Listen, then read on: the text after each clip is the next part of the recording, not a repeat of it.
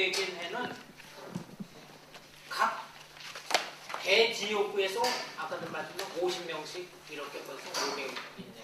그런데 실제로 행정을 담당하는 거는 또 50명, 10개의 50명이 이렇게 각 대지역구에서 나온 50명이 로테이션 하에 가면서 그 이제 그 순서는 추첨으로 이제 정합니다.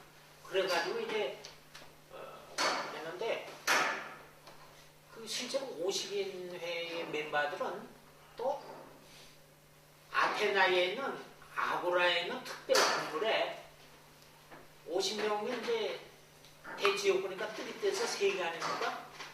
3개의 뜨리띠에서가 각각 또 돌아가면서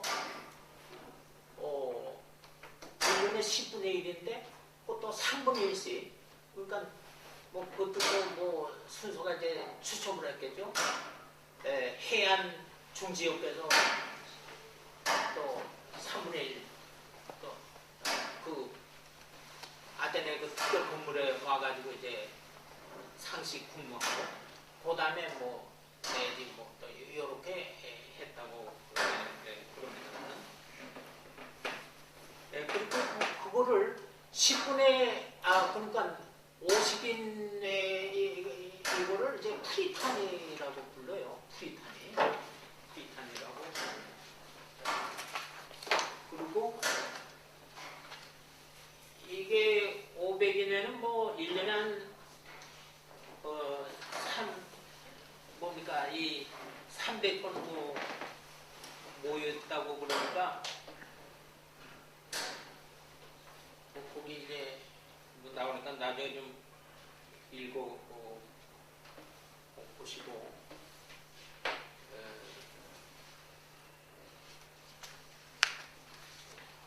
나중에 그 저기 500위는 또 뭡니까 이 수당을 이제 받거든요. 그런데 좀 이따가 말씀드리도록 하겠습니다.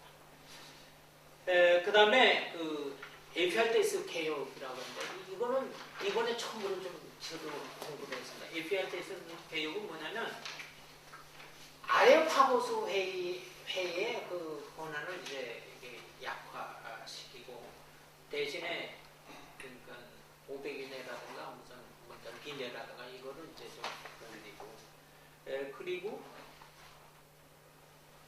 그 관리들한테 수당을 뭐 지급하는 거를 결정했다고 그리고 또 관리들을 또 이제 감사해가지고 벌금도 때리고 그런 것도 했다고 그럽니다. 하게 만들었다고 얘기했더니 그런데 그래도 뭐 페리클레스도 뭐 잘못 감사에 걸려가지고 벌금도 내고 또 그 다음에 또 뭐 10인장군회의 장군으로서 이제 당선이 됐다고도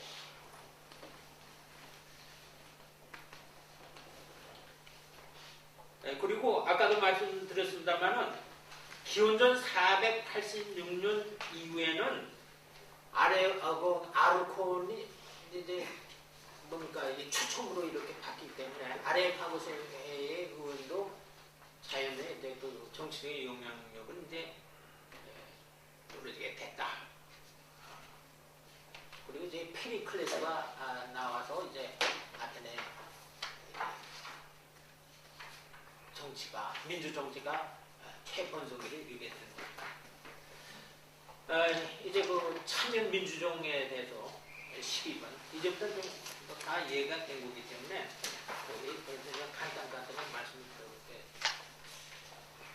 참여 민주정인데 이 노무현 시절에 뭐 참여정부라고 해서 난 참 그게 좋은 말인 줄 알았더니 친노파의 참여정부 나 같은 사람 불러주지도 않고 그냥 참여정부 근데 진짜 그 아테네는 요즘에 디렉트 데모크라시라고 그래가지고 뭐 직접 민주주의라는 말을 안 쓰고 잘 안 쓰고 그냥 참여 파티시페이토리 뭡니까 뭐 커뮤니티 참여 공동체라는 말을 많이 했어요. 그래서 그 아리스토텔레스는 이런 얘기를 하고 있어요. 아테네 시민들은 뭐냐면 누구한테 지배를 받는 건 아주 싫어했다는 거죠. 왜 내가 지배를 받아야 되나? 그 대신에 차선, 그 다음에 이건 머리끝도 그냥 수긍할 수가 있다. 뭐냐면 지배하고 지배받고 이런 거 그게 그거 아니에요. 지배하고 지배받고. 그래서 이제 관직 맡는 것도 로테이션으로 대개 1년 임기 1년으로 하고 또 수당도 받고 그다음에 이세고리아 이소노미아서 뭐 언론의 자유, 법 앞에서의 자유 뭐 이러면서 이제 그 민주주의가 이제 발달하게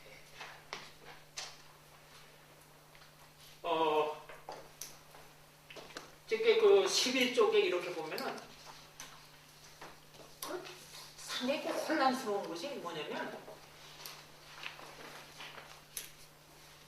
아테나에 도대체 그 시민수가 얼마냐 뭐 되게 옛날에 나갈 때 10만 명이라고 그러는데 요즘에 10만 명? 이렇게 보면 보통 6만 아티카 반도에 살던 사람은 25만 명에서 30만 명 시민권을 가진 사람들은 한 6만 명 많이 잡는 사람은 10만 명 펠로폰네소스 전쟁 때에 많이 죽었기 때문에 그때는 3만 명 뭐 이런 것이 이제 나와서 거기 좀 저거 받고 그래서 한센이라는 역사가는 아테나의 민주정부는 이거는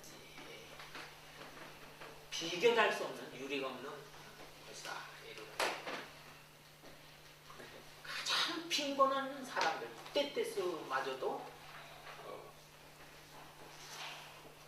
룰링 앤드 빙 룰드 인턴 한 번은 지배하고 한 번은 지배받고 차례대로 이러한 원칙 하에서 이제 살았다고 얘기를 하겠습니다.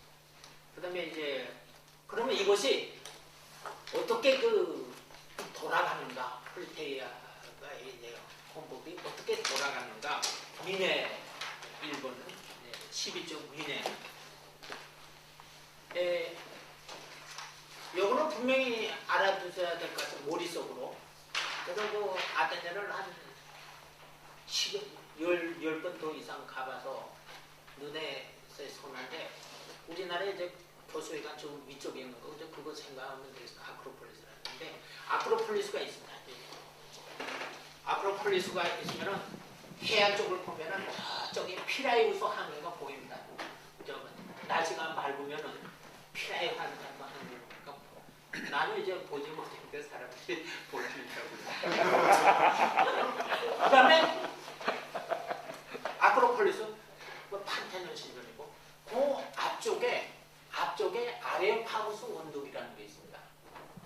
이때 밑에는 조금 원독같이 조금 이제 조금 높아 보이지만 완전 원독이에요. 뭐 그냥 저기 교수회관 생각 아레오파고스 원독인데 거기에서 그 아레스 군신의 전쟁의 신의 원독이라는 뜻 아닙니까? 아레오파고스 그래서 협의하고 그리고 이쪽으로 가서 저쪽 저쪽으로 가면 거기에 푸닉스라고 하는 민의 장소가 있습니다. 그래서 거기에 가봤더니 6,000명까지 모일 장소는 아닌 것 같은데 6,000명이 모였다고 그래요. 민의 장소. 그리고 오른쪽으로는 아고라가 있습니다. 아고라 이제 박물관이 있고 아고라 신전도 있고 여러 가지 이런 연설하는 연단도 있고 뭐 학교 무슨 뭐 시장 뭐 법정 그 미네는 이제 에클레시아 뭐 불레라고 하는데 이제 그 미네에서 아테네 시민들이 모여가지고 이제 뭐 중요 사항을 이제 결정했는데 제가 이걸 안 써도 되는데 제가 이제 영어 이렇게 공부하다 보니까 여러분들은 나중에 그 이렇게 좀 인용하고 그렇게 저라고 서비스 제공차 이렇게 좀 적어놨습니다. 참조하고 말로 하면 자꾸 흘러가는데 이렇게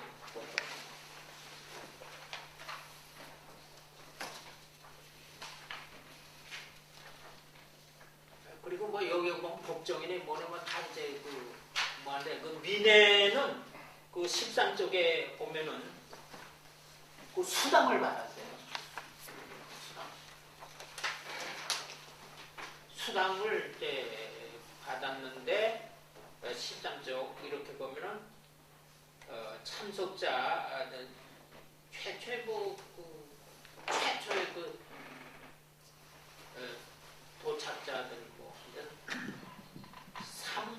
3,5불 기원전 392년도에는 3,5불 줬고 그 다음에 한 번 만났는데 1드라크마 또 주요 회하면은 1.5드라크마 이제 1년에 30불을 만났다고 이렇게 쭉 나오는데 하여튼 그래서 총 경비가 45탤런트. 그 다음에 이제 미네, 그 다음에 정무관은 이제 아르콘, 아까 말씀드린 아르콘 이후에 이제 쭉 나오는데,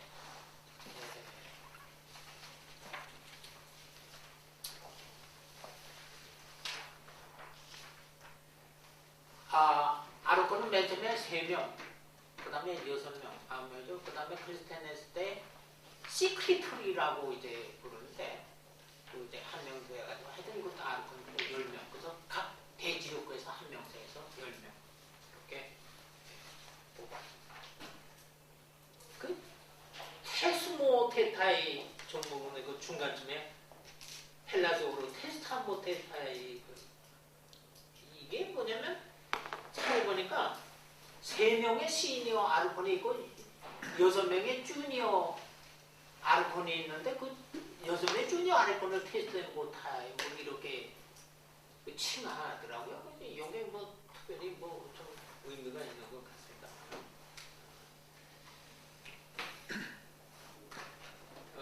그 다음에 그 13쪽에 그 밑에 오면은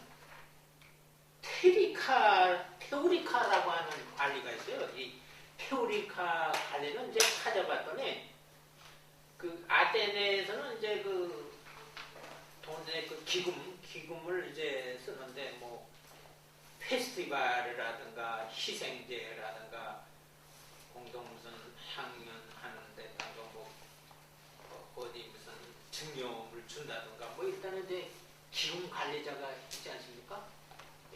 이런 거를 이제 관리하는 그 금융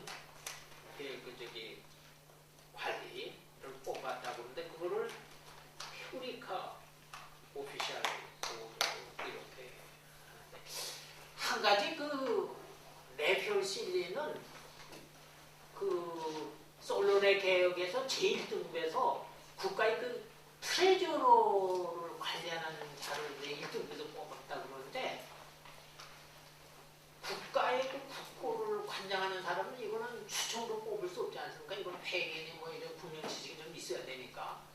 근데 그거 헬라서 원전이 뭔지 잘 모르겠어요. 그 아주 중요한 건데. 아는데 그건 나중에 한번 찾아서 누군지. 그러니까 헬라서 원어가 뭔지 그거를. 그 다음에 13쪽에 맨 밑에 아레오파구스 회의인데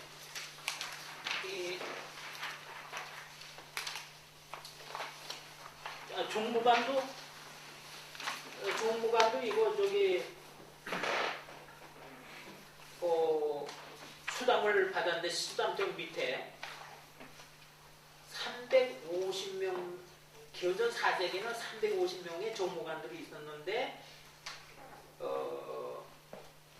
1년에 360일로 잡아가지고 하루당 1드라크마 이제 줬다. 근데 이거는 얘기할 때수가 이렇게 개혁을 했다고 그러는데 참 저기 그래 아레오파고스에는 아까도 얘기했습니다만은 아르콘들이 이제 임기 끝나면은 아레오파고스로 됐는데 추첨으로 됐을 때는 이제 정치적으로 분별을 못게 됐다. 그 다음에 500인 회인데 여기 500인 회도 아까 얘기했던 50명 각 대지역에서 50명씩 해가지고 10개 추첨으로 이렇게 돌아가는데 1년에 10분의 1씩 돌아가면서 했는데 아테네 시민은 두 번까지는 500인의 의원으로 출마할 수가 500인으로 추첨으로 될 수가 있습니다. 두 번 이상은 안 됐습니다. 그러니까 336일 내지 37일간씩 50명이 돌아가는데 이제 여기 한 가지 알아야 될 것은 그 50인의 그 수장 우리나라 말로 대통령 무슨 국무총리 이 대통령으로 하는 건 뭐 임기가 하루입니다. 그러니까 50명이 추첨해가지고 36일 내지 7일 하루에 그 수장이 되는 거 추첨으로 여러 가지로 임기가 하루씩 이렇게 해서 두 번까지 나갈 수가 있으니까 500인의 의원이 되면은 최소한도 일생에 한 번은 아테네 대통령과 같은 자리는 앉아볼 수 있지 않았겠는가 이렇게 생각을 하는데 근데 그 다음에 또 이렇게 보니까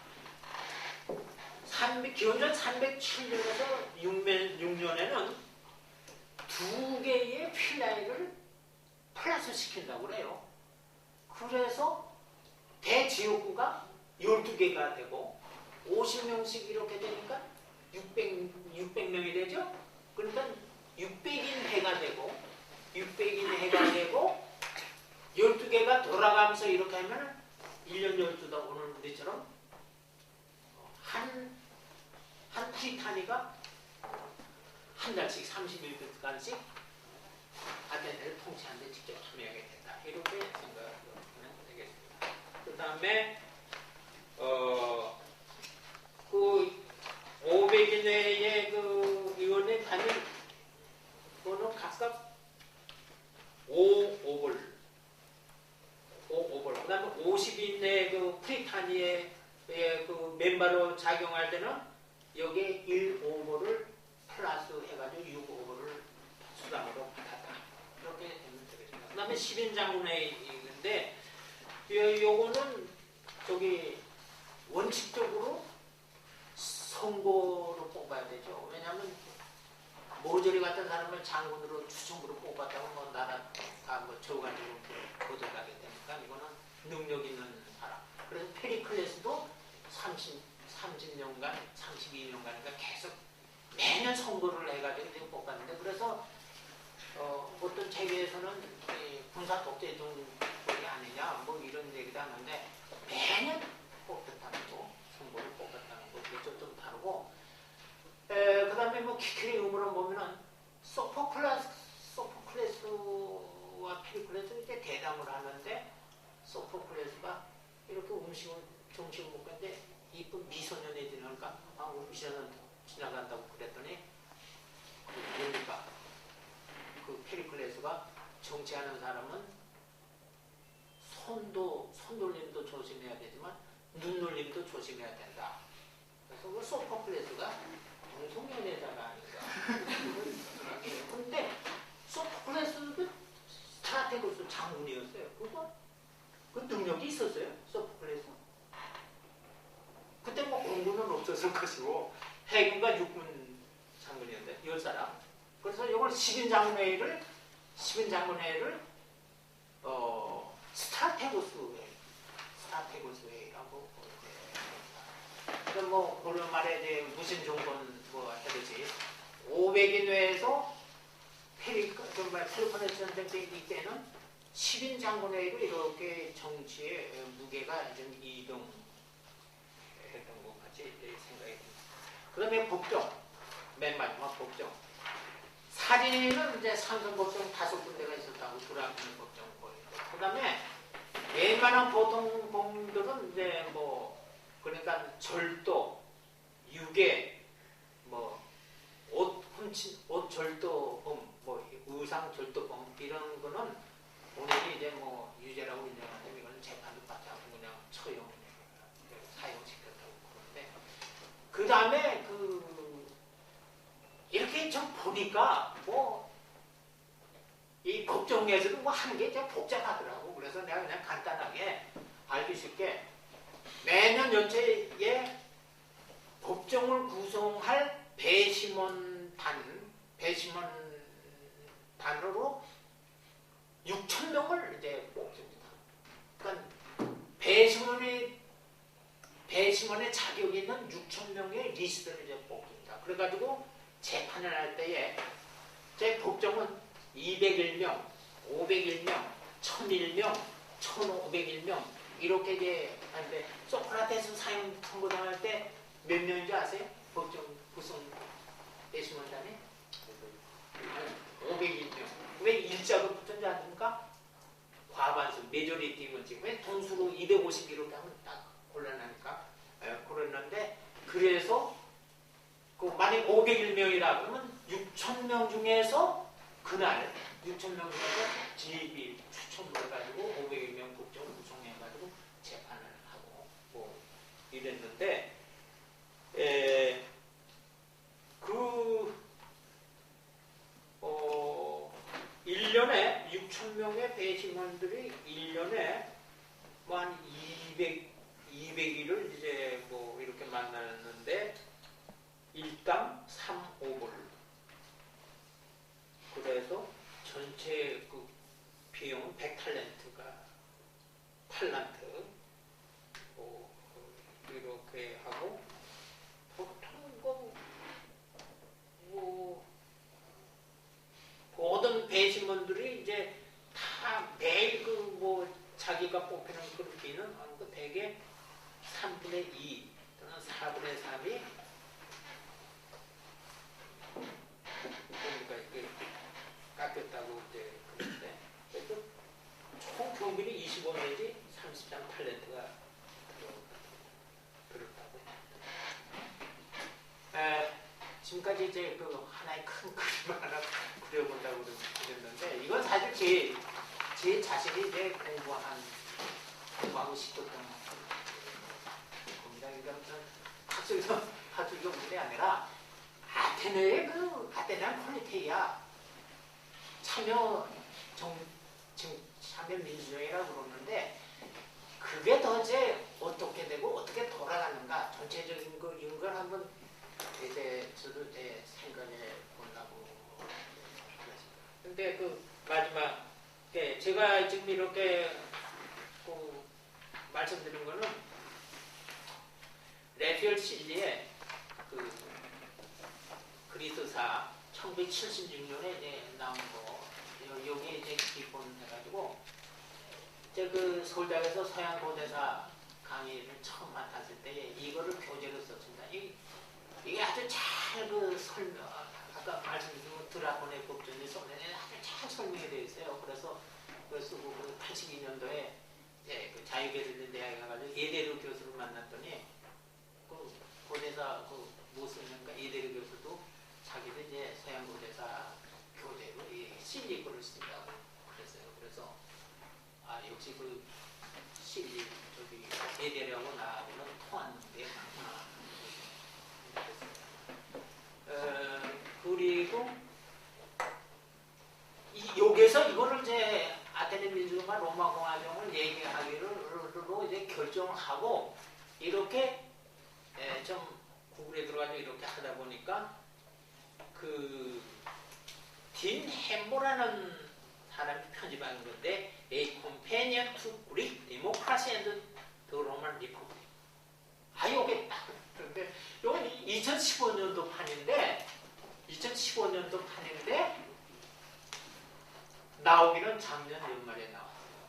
그래서 이제 요거를 이렇게 보면은 상당히 두껍습니다. 이거 보면 같은 제목에서 아테나의 경우, 로마의 경우 학자들이 다르게 이렇게 또 한번 보고 해서 그래서 뭐 한센네가 무슨 뭐또 라플라우 교수고 뭐 이렇게 쓰게 아주 좋은 글들이 많이 있고 그래서 여기 이제 지금 저기 제가 이렇게 좋은 거는 너무 복잡한 거 뭐 저 인용 근거라든가 이런 거는 다 빼버리고 그냥 간결하게 이렇게 하는데 요게 이제 뭡니까 이 컴패니언 우리 데모크라시 앤드 로만 리퍼블리크에 다 나온 거니까 요거 하고 요 책을 구하려고 그러면 내가 이 부분을 가지고 있으니까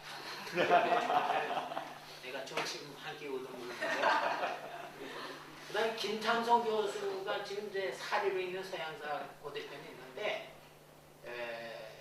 요거는 뭐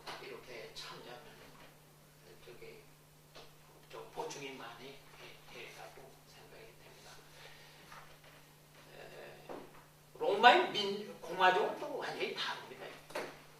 어떤 사람이 잘 모르는 사람들은 아테네 민주정하고 공화정이 뭐 비슷비슷만 하고 뭐 그런 게 아니냐고 그러는데 완전히 좀 달라요. 공화정이라고 하는 거는 민주정과 공화정이 완전히 다르고. 그리고 미국의 그 헌법이라든가 우리나라도 유진호 박사 만들었을 때는 이제 미국 거 그대로 이제 이식해가 됐기 때문에 유신이나 해도 많이 달라지는 근본적으로 이제 미국과 거의 비슷한 게 많은데 오늘날은 이제 미국이나 뭐 우리 이제 헌법 뭐 이런 거를 이해하는데 도움이 될 겁니다. 그 참고로 항상 이거를 이 큰 그림을 그리면서 생각한 게 오늘날 우리나라 정치죠. 청와대, 그 다음에 여당, 야당, 이제 국회, 행정부, 헌법재판소는 대법원, 또 검찰, 요즘 검찰이 또 강하더라고. 뭐 이런 것에 이제 유기적인 관계로 돌아가면서 이제 이렇게 하는 거, 그거를 연상하면서 아테네 그 참여정 민주정이라는 게 어떤가 해가지고 좀 그런 식으로 뭐 이렇게 이해를 하려고 그러는데 이렇게 보면 다 정치 발상이 고대인들 이제 뭐 크리스티안에서 이렇게 보면 상당히 높은 수준에 있었던 것을 알 수가 있습니다. 그래서 한 가지 이제 그 실리 거를 교재를 쓰면서 제가 얘기한 거는 아테네 크리스티안에서의 개혁이라는 게 겉으로는 민주주의지만 내부로 들어가면 아테네 중앙부와 동해안파의 그 정치 정복 이런 것들 리저널리즘의 소산이라는 거 이런 것도 이제 크게 이제 제가 공부를 하고 하여튼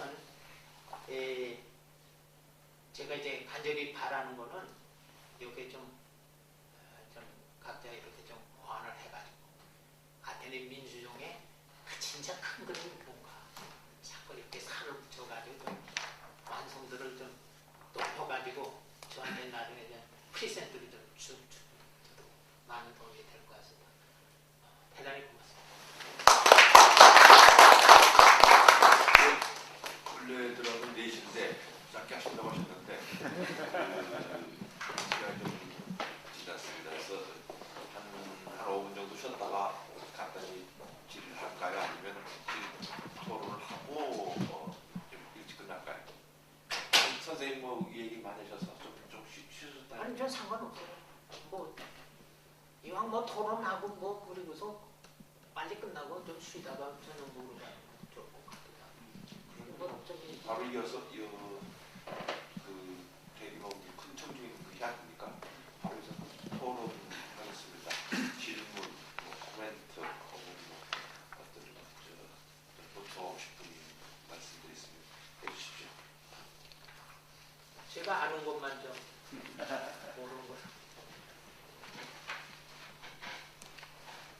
굉장히 간단한 뭐죠 질문 뭐 그런 건 아니고요. 그 아르콘 또 이제 그 바실레우스 아르콘이 이름이 이제 그저 왕으로 돼 있다 보니까 이제 보통 그 아르콘 중에서 제일 높은 사람은 이제 바실레우스 아르콘이라고 이제 생각하는 경우가 많은데 사실은 두 번째가 바실레우스 아르콘이고요. 첫 번째는 그 에포니모스 아르콘이라고 아마 연호 비슷한 식으로 이렇게 그 사람 이름을 그 해를 뭐죠 그렇게 불렀다는 것 같더라고요. 뭐 그게 이제 있고요. 그다음에 폴레마르코스 아르콘 이렇게 세 명이 아마 세 번째.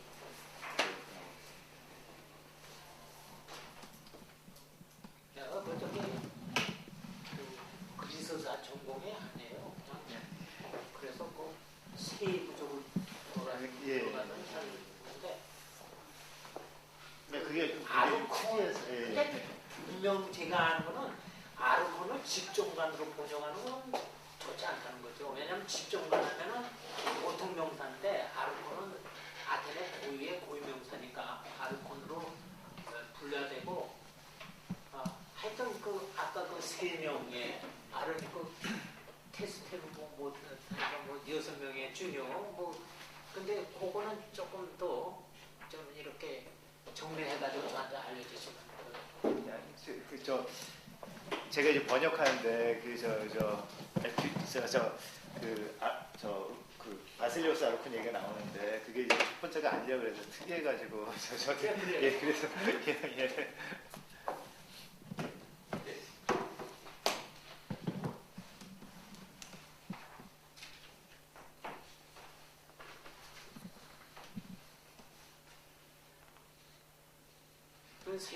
세 명의 아르콘이 바실리오스 아르콘 에포니모스 그러니까 뭐 이름 마르콘은 있는데 폴레마르코스는 이제 전쟁 마르콘.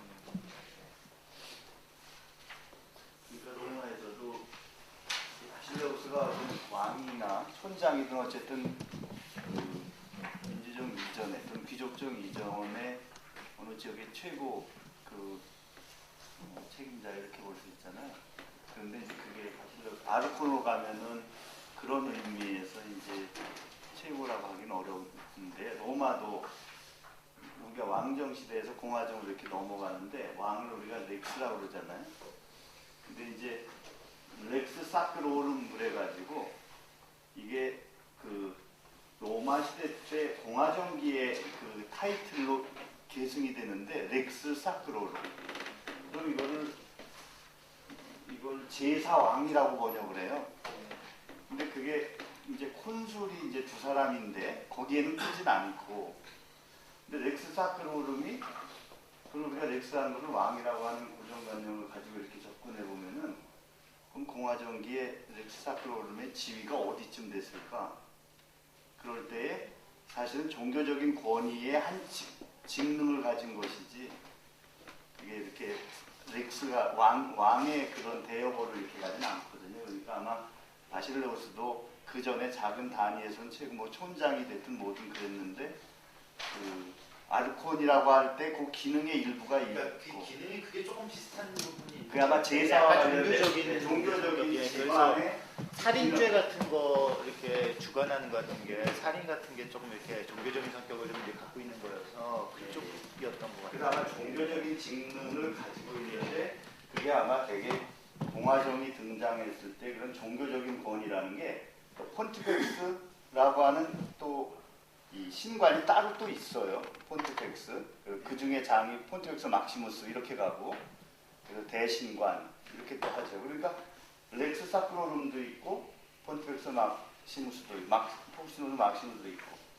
그러니까 이 용어가 이렇게 이제 한 단계 변화되면서 정치 체제가 변화되면서 종교적인 기능이 하여튼 원초적으로 가장 되게 이제 재정 일치에서 최고 책임자가 뭐 왕이면서 사되면서 이렇게 돼 있잖아요. 그게 이제 공화정으로 가든 민주정으로 가든 아니면 귀족정으로 가든 이렇게 가면서 그 용어가 조금 상대적으로 이렇게 정치적인 권위가 이렇게 중심이 되는 어떤 하이라키가 생기면서 뭐 중요하지 않은 건 아닌데 그 정치적인 그 하이라키에서는 살짝 비껴가는 그런 이제 모습을 보여주는 것 같아요. 그래서 렉스 사크로름이나 지금 바실레우스 아르콘이나 그런 비슷한 어떤 변화 과정의 용어들이 전에는 상당히 높은 지위인데 그 다음 단계에서는 좀 뭐 특징은 있는 거죠. 고대적인 그런 특징, 제사적인 종교적인 직능을 가지고 있지만 그 다음에 이제 정치가 발전하면서는 어찌 보면 좀 세속적인 쪽 그쪽의 중심으로 이렇게 편제가 생기니까 똑같이 그렇게 같지는 않는 것. 잠깐. 이거 아까 그 클리스텐에서 개혁의 내용 공부할 때에 아트카판데 중앙 정치 세력하고 동해안 정치 세력하고 할 때에 그 여러 가지 지역 분쟁 성격을 얘기하고 있는데 이거는 그 빅넬이라고 하는 역사가와 루이스라고 하는 역사가가 이제 각각 논문을 썼어요. 그래서 그 논문을 제가 읽고 있어서 여기서는 이제 뭐 공부를 안 했습니다만 여기 발표문 요제는 나와 있을지도 모르겠습니다. 그 논문을 읽고 이제 소화해가지고 제가 뭐 지도도 좀 만들어 보고 그래서 이제 그거를 좀 참조하시고 또 하나는 류연승이라고 해서 석사를 제가 이제 그 지도해가지고 석사를 썼는데 크리스텐에서 개혁해가지고 류연승이라고 해가지고 저 서울대 도서관에서 딱 치면 아마 그 크리스텐에서 개혁해 나는데 이렇게 보니까 잘 썼더라고요. 요거 제가 말씀드린 것보다 좀 더 자세하게 복잡하니까 저기 출처도 자세하게 나오고 그래서 참조하시면 좋겠습니다. 선생님 말씀 잘 들었는데요. 참여 민주정의 6가지 요소를 말씀하셨잖아요. 저희 민회, 중간, 아래하우스 회의, 500인의 백인장군의 국정, 6가지 요소를 말씀하셨는데 제가 이해도가 떨어져서 그런데요. 이런 6가지 요소가 어떻게 일기적으로 적용을 하는지 좀 정리해서 말씀해 주시면 고맙고요. 그 다음에 그 8페이지에 보면은 이제 행정조직을 바꾸는 거잖아요. 그 사부족을 갖다가 10개 지역구 바꾸는 거는 우리나라 기회사에서도 굉장히 잘 나타나는데 특히 이제 고구려 같은 경우 보면은 이제 고대국가로 전환되면서 5부족 연맹체 바꿔버리잖아요. 그럼 고구려가 과연 5부족밖에 없었냐 이거예요. 그러니까 행정 통치 조직을 정비하기 위해서 인위적으로 뜯어고친다는 거죠. 이게 그러면 통치권의 강화가 아니겠나 그런 생각이 들어요. 맞습니다. 근데 이를테면 이런 거예요. 폴리스라고 하면 이제 그냥 간단하지 않아요? 근데 자주 이제 정복하고 뭐 그래서 넓힌단 말이에요. 땅이 넓어지죠. 또 외부도 이민족을 이제 복서가지고 이제 받아들여야 되잖아요. 그 이민족을 받아들여 가지고 토지도 이제 농사도 짓게 하고 세금도 더 걷고 또 군대 또 징집하고 이렇게 점점 넓어지는. 그러니까 그 종전의 그 현존적인 그 부족 가지고는 그게 안 되니까 지역구를 탁 만들어 가지고 그냥 이렇게 흡수하는 거죠. 그러니까 그 혈련내서 지역으로 하는 거는 이건 영토가 크게 되고 인구도 늘어나고 그리고 그 농업뿐만 아니라 상업 같은 거 해가지고 재산이 이제 자꾸 늘어나니까 아니 그 혈통 좋다고 하는 사람들은 정치하면 어떻게 되냐? 난 재산만 해가지고 나도 좀 끼자 해가지고 그럼 이제 그 혈통 좋은 사람하고 또 재산 많은 사람도 또 혼인 맺게 되면 또 이렇게 해가지고 점점 늘어나고 그 프라트리아 그 성운명백은 양변 선생님도 이제 그 논문 하나 썼죠. 프라트리아 구조라고 했는데 이것도 그런 것 같아요. 프라트리아 성운명백은 형제조 간의 형제단 프라트리아인데 이성계가 뭐 이렇게 하다 보면 여진족이 이지란이 이렇게 해가지고 형제를 생각하지 이렇게 했듯이 아테네 시민중에서 뭐 외부 어디 다른 이렇게 해가지고 좀 형제처럼 이렇게 내줘가지고 이렇게 프라트리아 와가지고 이 사람 올리자 그 심사해가지고 이렇게 아테네 시민이 되는 거거든요. 뭐 그래서 부족과 C족 사이에 프라트리아라고는 형제족이라고 나는 이제 생각을 하는데 프라트리아 브라더리도 그런 그게 있어서 그러니까 혈통에서 지역으로 로마도 세계의 부족에서 35개 뭐 21개 뭐 25, 30개 35개로 이제 늘어납니다만은 그 이전 그 이외에는 이제 갖다가 여기저기 덧붙여가지고 이제 크게 늘어나고 그럽니다만은 혈통에서 지역으로 하는 거는 이건 국가가 영토도 넓어지고 인구수도 늘어났다는 거. 그런데 그다음에 참여민주정 있잖아요. 참여민주정인데 우선 그 민회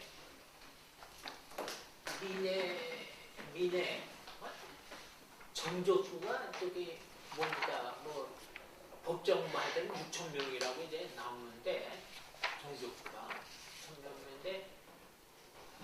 6,000명인데 민회가 안 보이고 재판도 하고 거기서 500인에 뭐또 50인에 뭐 이렇게 하고 정부하고 뭐 이렇게 하는데 그 아르콘도 처음에 선거를 보자 나중에 추첨으로 바뀌니까 추첨으로 보니까 재산 자격이 그것도 재산 자격이 있어야 되죠. 1등급, 2등급. 그 맞으면 아무나 아르콘이 될 수가 있잖아요. 참여할 수가 있고. 근데 다만 이제 스트라테고스 그 장군들은 이제 뭐 특수하니까 그리고 금융계통의 그런 국고 관리라든가 이런 테오리카 이런 데는 이제 좀 전문 지식이 필요하니까 그런 건 뭐 하고 다 참여할 수 있다. 뭐 그런 그 아레오파고스 외에도 이제 아르콘이 나중에 추첨으로 되니까 추첨된 사람이 또 그런 것도 참여할 수 있고 그래서 전체적으로 그게 파티시페이트리 커뮤니티들을 설명해도 되지 않을까 해서 내 딴에는 그 일부는 그 아테나의 폴리테이아의 그 뭡니까 헌법 그런 국법이고 두 번째 참여 그거는 그 메커니즘이라는 어떻게 돌아가느냐 그걸 설명하지 이제 둘로 나눠서 뿐이지. 그리고 이제 뭐 실제로 각 대목마다 이제 그 폴리티컬 아이디어스가 어떻게 프랙티스로 이제 이렇게 이제 발상이 이제 이렇게 구현되느냐. 사실은 그 아드국의 로마 폴리티컬 아이디어스 프랙티스 그게 참 그거 로마의 공화정 때 막 타이토로 콘술 뭐 무슨 총독 무슨 뭐 이렇게 하면 그 관직이 어떤 정치적인 아이디어의 발상으로서 이렇게 구체화돼서 제도로 나타나는가 그걸 이게 아주 극명하게 잘 설명을 했더라고. 그래서 이제 그 상당히 그리고 문장력도 좋고 그래서 이제 한번 이제 그 식으로 우리가 어프로치해도 좋지 않겠는가. 그렇지 않으면 뭐 이게 아테네 민족의 상당히 추상적이 되고 또 그냥 관념적이 되고 그런데 좀 실생활 아테네 시민들의 실생활과 그 발상 뭐 이런 거 다 연계해가지고 이렇게 해야 우리한테 좀 도움이 되지 크게 되지 않을까 이런 생각에서 시도해 보는 겁니다. 예. 다른 박정희 선생 한마디 해요. 선생님 역시 연륜이 높으신 선생님들이 막 큰 그림 그려주시는 게 굉장히 도움이 되고요. 좋은 강의를 들었습니다. 네. 그럼 저도 읽으면서 흥미로웠던 것들이 많이 있는데 핵테모르 같은 경우가 참 골치 아프면서도 재미있는 경우가 6분의 1을 가졌다 그러면 그건 시민이랑 노예라 해도 되는 거고 6분의 5를 가졌으면은 좀 가난할 리가 없고 그러니까 하나처럼 부채를 몽땅 다 말소시켜버렸으면 그건 채권자들의 입장에서 너무 안 되는 일이고 하고 또 이자만 없애버렸으면 솔론의 그것이 뭔가 안정시켜졌다고 하는데 업적이라고 하기가 좀 어려운 부분도 있고 이게 양극단 사이에서 어디가 이게 진실인지를 참 알기 어려운 부분이 좀 있는 그런 것들도 말씀해 주셔서 좋고요. 제가 생각하면서 아까 요즘 또 하나 때는 인구수, 아테네 인구수, 시민수 문제 있지 않습니까? 그 중에 하나 힌트가 될 만한 게 저는 그 회 구성 방법인 것 같아요. 500인회 같은 경우에 그게 500명을 뽑는데 임기가 1년이고 1회 안에서 중임이 가능하다라는 규정이지 않습니까? 그게 그러니까 매년 500명씩을 갈아치울 수는 없고 그러니까 1년에 감당할 수 있는 게 2년에 500명은 갈아치울 수 있다는 뜻이 되니까 저 간단하게 혼자서 계산을 약간 해봤는데 30세부터 60세까지의 시민들이 30개 연령층에서 500명을 만들어내야 되는 거잖아요. 500명을 만들어내는데 그 사람들이 30년 동안 해야 되고 이런 계산 잠깐 해봤더니 한 7만 명 정도 필요한 거 인구수가 한 7만 선에서 나오게 되는 것 같아요. 실제로는 뒤로 올라갈수록 좀 인구가 줄어드니까 그런 것들을 고려하면 연배 올라갈수록 줄어드니까 한 6만 명 아까 말씀하셨던 선생님 말씀이 상당히 근접한 수치일 수 있다는 것도 들고 일시는 2번까지 나와요. 예, 2번을 가능하니까요. 그걸 감안해서 이렇게 계산해보면 근데 펠로폰네수 전쟁 때 많이 죽어서 3만 명밖에 안 된다. 그렇게 되면 아마 500인에 구성하기 상당히 어려울 수도 있었을 것 같다는 생각이 들고요. 사실 그 정족수 6천 명, 오스트라키슨도 그렇고 뭐 중요한 결정 내릴 때 6천 명이라는 것도 아마 상징적으로 인구수의 10분의 1을 강조하는 것 같다는 생각이 드는데 아마도 조금 더 많이 본 것 같아요. 6만 명에서 조금 안 된 숫자가 한테 실제 시민 숫자가 아니었을까라는 추측이 가능할 것 같다는 지금 선생님 말씀대로 예. 누구나 거기에 다 1년에 저 일생에 한 2번 다 들어간다고 가정했을 때 지금 그렇게 나온다는 얘기죠. 그래서 아주 높은 수치일 수 있을 것 같아요. 그래서 그걸 좀 부정한 사람들은 아마 한 4만 들어보면 4만 명까지 이야기하는 사람들도 있었던 것 같아요. 그 다음에 또 한 가지 아까 얘기를 안 했는데 예. 에피베이라는 게 있어요. 에피베이. 그게 이제 뭡니까? 카이로네아 전투에서 이제 피한 다음에 아덴에서 저기 18세 이상 그 소년들 있잖아요. 2년간 특별히 뭐 이렇게 2년간 특별히 군사훈련도 시키고 뭐 이런 게 있어요. 에피베이. 그게 이제 독특한 건데 그게 몇 페이지에 나오죠? 에피베이 몇 페이지에 나오는데 그게?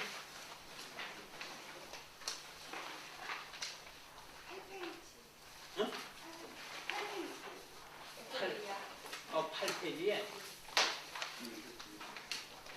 8페이지에 에페베이아 헨스포스 18, 19세에 2년간 잘 조직된 프로그램 그게 에페베이아인데 그 밀리터리 트레이닝, 프론티어 가딩, 군사훈련, 변경 수비, 퍼포먼스 오브 매니 리추얼 뭐 수많은 좀 리추얼의 수행 뭐 이런 거 위해서 에피베이아 요게 내가 좀 이번에 좀 색달렸던 공부했어요. 근데 요게도 나오지만 옛날에 이제 김나지움에서 대충 뭐 이렇게 했다고 그러는데 특별히 에피베이아 어디서 내가 읽은 것 같았는데 요거는 좀 유념해 주신 게 좋을 것 같습니다. 에피베이아. 시간들이 저에서 에페베이어가 지금 요 시기에 있었다는 얘기인가요? 내용은 다 읽지 않아가지고. 저 카이로네이아 전투가 기원전 이게 338년에 이게 아테네인의 뭔가 자유의 종말이라고 그러잖아요. 마케도니아가 싸워가지고 마지막으로 친데인데 그 후에 기원전 335년 사이에 이제 요런 그 이제 에피베이아 제도가 만들어졌다고 그러는데 다 망한 다음에 이걸 만들어주는 하여튼 만들어줬대요. 근데 에피베이아라는 말이 나와요 또 실제로. 그래서 이게 이제 어떻게 되는가. 그리고 저기 이제 김원 선생이 이제 안 계시고 그랬지만서도 뭐 데모스테네스는 뭐 이쯤에서 뭐 좋은 연설문들이 많이 나오지 않습니까? 뭐 그런 거와 사실 그 연설문들에 나오는 것도 이렇게 이 제도와 이제 그 형태와 결부시켜가지고 이해를 하면은 상당히 많은 도움이 될 거라고 생각이 되는데 그건 뭐 저또 없으십니까? 선생님 말씀하셔야지 왜?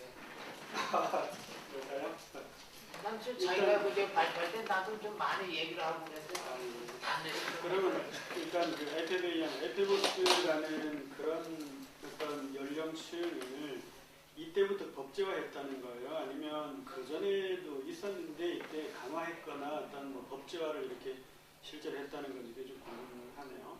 저는 그 알테르스 정치학을 보면 그 에페고스 그 과정이나 그 시기를 이렇게 써놔가지고 아테네 원래 좀 전통적으로 존재했던 건가 했는데 만약에 그렇다면 이건 거의 그 정치학을 쓰던 그 무렵에 생긴 제도밖에 안 되거든요. 그래서 그런 건지 정치학에는 어떤 얘기가 나오나요? 네, 그러니까 이제 안전한 시민권을 얻기 전에 그런 어떤 과정이 있다. 18세, 17, 18세 그런 얘기였죠.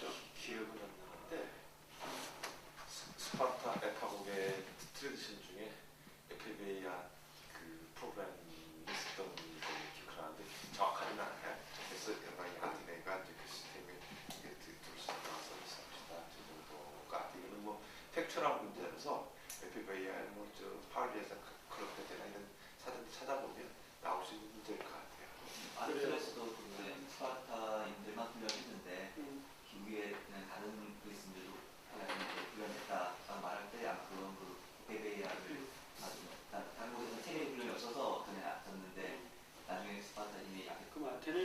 이번에 처음 생긴 걸로 봐요. 해외하게 그렇습니다. 그다음에 또 한 가지는 제가 아까 그냥 넘어갈까 했는데 그 외국인에게 시민권을 줬다라는 거 있잖아요. 그 플루타르코스에 나오는 솔론 개혁. 이게 이제 그 5쪽에 여기 보면 이제 정리하시기를 기타 법안의 두 번째 보면 아테네에 무역하기 위해서 가족들과 거주하는 외국인들에게 시민권을 부여했다. 이게 이제 맞는데 실제로 이게 시민권을 이렇게 확대하는 건지 아니면은 시민권을 제한하는 건지 외국인에게. 왜냐하면 당시에 외국인들이 아테네를 많이 건너왔고 이들에게 또 어떤 그 제한 규정을 두는 게 필요해가지고 명시적으로 무역을 하기 위해서 가족을 모두 온 가족을 이끌고 왔을 때 그다음에 또 자발적인 망명일 때 이런 두 가지 조건이 이제 그 충족이 되면 시민권을 준다 이런 개념으로 볼 수 있는 건 아닌지. 예를 들면 여러 가지가 있을 수 있는데 강제 추방된 경우라든지 아니면 일시적으로 와서 이렇게 거주하는 경우라든지 이런 경우도 있을 수 있는데 좀 궁금하거든요. 여기서 말씀하시는 시민권이 혹시 그건 아니에요? 메티코이를 얘기하는 거 아니에요? 글쎄 말이에요. 그 메토이코스 거주 영주권자들 그 경우가 아닌 것 같아요. 여기 나오는 거는 뭐냐면 시민권이라고 메토이코스는 그냥 저거잖아요. 그 참여권이 없잖아요.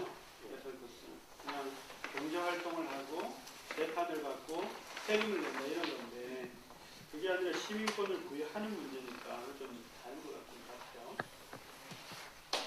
시민권은 하여튼 이게 그 클레이스테네스 개혁 이후에 페리클레스가 시민권을 또 제한하잖아요. 그렇죠. 이렇게.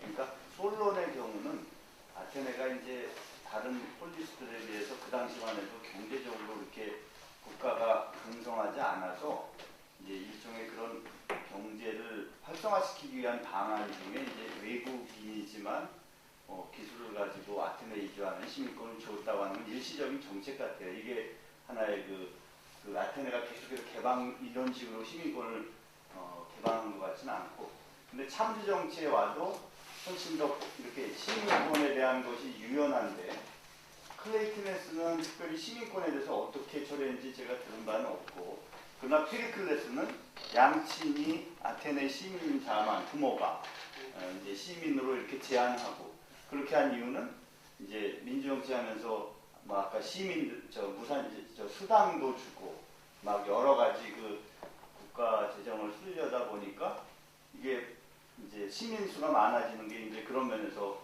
부담이 되니까 여러 가지 위해서 이제 아테네 시민 수를 제한하기 위해 부모가 시민자만 아테네 시민으로 이렇게 오히려 폐쇄적인 정책을 취했거든요. 그러니까 뭐 솔론의 경우 하여튼 그 당시 특수 상황이 있어가지고 시민권에 대해서 실제로 이렇게 개방했던 거. 제가 요새 그 당나교육 연수를 받고 있는데요. 주제 갖고 있는데 그래서 이제 오늘 리포트를 하나 써내라 그래서 생각하는 게 뭐냐면은 그리스의 이주정책, 그리스의 사람들이 들어오잖아요. 이 사람들에 대해서 그리스 이제 뭐 스파르타나 아테나이가 어떻게 대책을 세우는가 이런 관심이 생기더라고요. 근데 이제 선생님들 말씀 들어보니까 이게 그 다문화라는 요소가 지금의 문제만이 아니라 벌써 2000년 이전부터 이런 문제가 생기지 않았을까 이런 생각이 들고 우리 사회에서도 그게 이제 시기에 따라서 바뀌지 않는가 이런 생각이 든다는 생각이 들고요. 그 선생님 참여정 민주정에 보면은 그 수당을 지급한다고 했는데 상식적으로 수당을 많이 준다 그러면은 그 수당을 많이 받는 쪽이 중요한 요소가 아니겠는가 그렇게 생각하는데 그건 어떻게 생각하시는지 좀. 아니 내가 한 번 더 강조하려고 그랬던 게 그 수당 지급 문제인데 나이가 드니까 누가 수당을 얼마 받는지 상당히 그 관심도 갖게 되고 수당을 누가 받았느냐 하는 것을 아니 그러니까 여기 뭐냐 민회 참석에도 네. 수당 관리가 돼도 수당 500여 또 재판 저 법정에 뭐 해도 수당, 연구 그 재전에 참가해서 차수 수당. 그러니까 아주 이거는 좋은 제도. 이번에 그 전에 뭐 수당을 좀 받았다. 그냥 그 얘기만 들었지 구체적으로 누가 얼마 받고 이거는 몰랐었는데 참 내가 이번에 공부가 많이 되고 아마 저기 3,500원이 얼마나 될까요? 바로 1당일까요? 3,500원이라는 게? 뭐 어떤 때 드라마로 나오고 근데 뭐해서 학원 때 예전에 저몇 틀어들어는 사람 와가지고 어디 경제 그 얘기 좀 했었는데 오늘이 그렇게 많지는 않은데 우리 우동값 한 그릇 정도 낼 거잖아. 우동 한 정도 밖에 안 돼요. 사람들마다 의견이 일당이에요. 그래서 일단 반드라크마가 넘어가고 6오볼이 드라크마죠. 그러니까 보통 반드라크마가 그저 일당, 그러니까 기술자의 뭐 일당 하루 예. 일당. 그리고 그 모임의 성격에 따라서 지급을 달리 했나?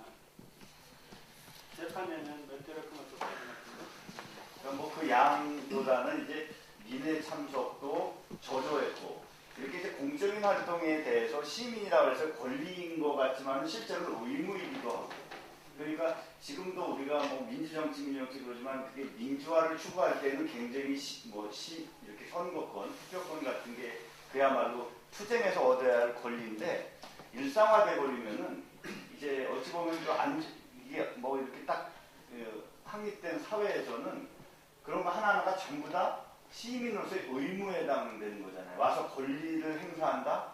뭐 와가지고 참가해서 시간을 들여야 되고 그럴 때 그야말로 일상생활을 생계를 꾸려야 될 시민의 입장에서 보면 그것도 뭐 우리가 가까운 거리도 아니고 아테네만 하더라도 우리 제주도 정도 크기거든요. 그러면 제주시에서 아테네에서 있다. 그러면 이제 서귀포에 있는 사람이 와가지고 투표에 참석하고 민회에 참석하고 그거에 참석한다는 거는 그야말로 자기 생계활동을 일단 유보하는 거잖아요. 그러니까 그런 부분에서 민주정치를 갈 때 우리가 한때는 귀족들이 모든 걸 결정하고 국가를 운영하는 데서 문제가 생기는데 정말 참여를 통해 데모스들이 통치한다. 이런 이념은 대단히 고상한데 실제 이게 현실화돼 버리면 그 사람들의 참여를 계속해서 그냥 아무것도 안 주고 그냥 와서 뭐 민회 1년에 40회 정도 있었다고 그래요. 민회가. 그러니까 이 시민 수 6만으로 상정했을 때 왜 6천이라고 하는 정족수를 채우기도 어려웠고 수당을 줘가면서라도 이걸 유지하려 하는 거는 우리가 아테네 민주정의 이념을 우리가 이제 그냥 가진 자들이 그야말로 국가를 좌지우지하는 엘리트, 뭐 귀족이 됐든 이 상위 계층이 다수결로 정한다. 그럴 때 가장 강력한 힘은 역시 가장 많은 수를 정한 데모스들에게서 나오니까 데모스크라티아는 그 정신은 그야말로 쪽수로 모든 국가 영적을 한다는 거죠. 하층 엘리트 중심의 그런 체제에서 엄청난 변화이긴 분명한데 그럼 데모스들이 항상 국가 운영에 그냥 목숨 걸고 참가해가지고 국가를 그냥 이렇게 운영할 수 있었을까? 일부만 와서 해도 다수결로 다 끝장나는 거잖아요. 그러니까 하여튼 데모스크라티아, 데모스의 지배라고 하는 우리가 아테네 민주정의 정신은 분명한 것은 이제 다수를 점하는 데모스들이 통치하는데 실제로는 시민 수를 6만으로 봤을 때 10분의 1 모으기도 쉽지 않았다는 거. 이런 걸 좀 생각해야 될 것 같아요. 그랬을까요?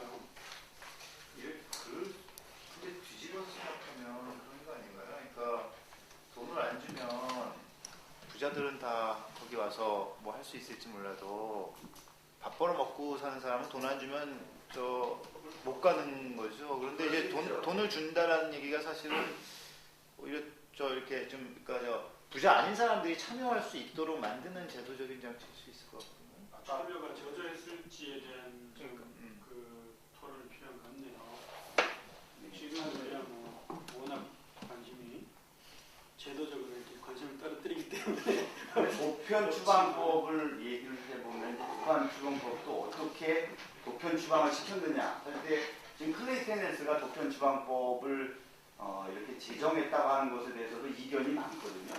왜냐하면 페르시아 전쟁 때 총 한 20년 지나고 나서 도편 추방되는 대상자가 생기기 시작해요. 그러면 그동안에 전혀 그런 문제가 없어서 그런 건지 아니면은 정말 이건 클레이튼 S의 작품이 아니고 정말 그 뒤에 나온 것인지 논란이 되거든요. 근데 거기에 보면 6,000표를 받은 자를 이제 또 도편 추방된다고 했는데 그 6,000표에 대해서도 또 논란이 많아요.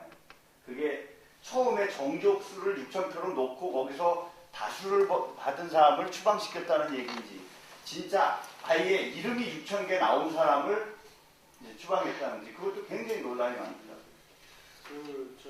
수당을 지불했다라는 거는 그러면은 어떤 특정한 언제부터 그런 트리클래스 시대 때 수장대가 들어와요. 에피아티스트 개혁에서 수당 아마 거기에서 거기서 했어요. 실제로 예, 이건 트리클래스의 업적 내지는 그 시대의 특징이라고 그렇게 설명하거든요. 그전에는 그 지급을 안 했나? 그전에는 저 전문가 역임하고 나오는 분은 저희들이 지금 많은 얘기를 오고 하는데 이 오고 하는 얘기들이 사실은 이제 우리 서양도전학교의 철학, 문학, 역사의 걸로 가는데 이 역사와 관련된 이런 콜로퀴움이나 심포지움이 특히 그리스 관련해서는 너무 없었다는 걸 열심히 보여주는 사실 이거 저까지 찍고 있는데 우리 이런 저것이 그 이제 여러 선생님들 상의를 해서 가급적이면 올 서양고전연구소 그 운영 그 콜로퀴움 이쪽을 특히 이런 쪽에 우리 기초 상식을 좀 확보해가면서 디스커션 할 수 있는 기회를 좀 많이 만드는 기회로 확보해 좀 자리를 잡는 방법으로 그러니까 누구나 상식적으로 다 알고 있을 것 같이 생각되지만 특히 아테니안 데모크라티 이 아이디어 프랙티스 이 부분이 어떻게 진행되느냐에 대해서는 거의 저희가 제대로 그 인트로덕션이 좀 부족한 상태인 것 같아요. 네, 제가 상식적인 걸 좀 말씀드리면서 말씀드릴게요. 김덕 선생님께서 그리스하고 로마라는 책을 쓰셨잖아요, 선생님. 근데 여기 보면은 참여민주주의의 6가지 요소가 로마 정치하고는 어떤 관계가 있는지 좀 말씀드릴까요? 선생님 말씀대로 로마는 사실 평정 과정 자체가 좀 달라서 지금 직접적인 관계가 있는 거죠. 그 얘기는 내려가셔서 좀 하시고 꼭 지금 들으셔야 되겠어요? 아니 제가 선생님 너무 오래 아니 원래 그 주제로 사실은 부탁을 드렸고 네. 그 로마 레퍼블릭하고 그리스 민주정하고 네. 근본적으로 차이가 있고 또 이제 뭐 민주공화국이다 뭘 하는데 사실 이 간단한 문제는 아니에요. 간단한 문제도 아니고 전혀 다른 컨셉추얼 스트럭처를 갖고 있는데 전부 다 이 부분들을 좀 클리어하게 저희가 정리 안 해주면 안 해주 누구도 안 해주기 때문에 이제 이 작업을 시작하자 해서 이제 첫 것을 있고 선생님이 이제 첫 스타트로 큰 그림을 얘기해 줬습니다. 사실 이거 하루 뭐 2시간 얘기 듣고 이게 정리할 것도 아니고 이 안에서도 사실 논란이 굉장히 많이 있는 과연 아테네 민주를 이 파티시퍼리 데모크라티 하냐 파티시퍼리 어떤 의 파티시퍼리냐 뭐 이제 용어 문제들부터 시작해서 직접 민주주의냐 뭐 참여 민주주의냐 이거부터 해봐 또 아테네 민주주의의 유니크한 페큘리티가 도대체 그 동력이 뭐냐 지금은 이제 사람 중심으로 제도교육 중심으로 이래서 이제 그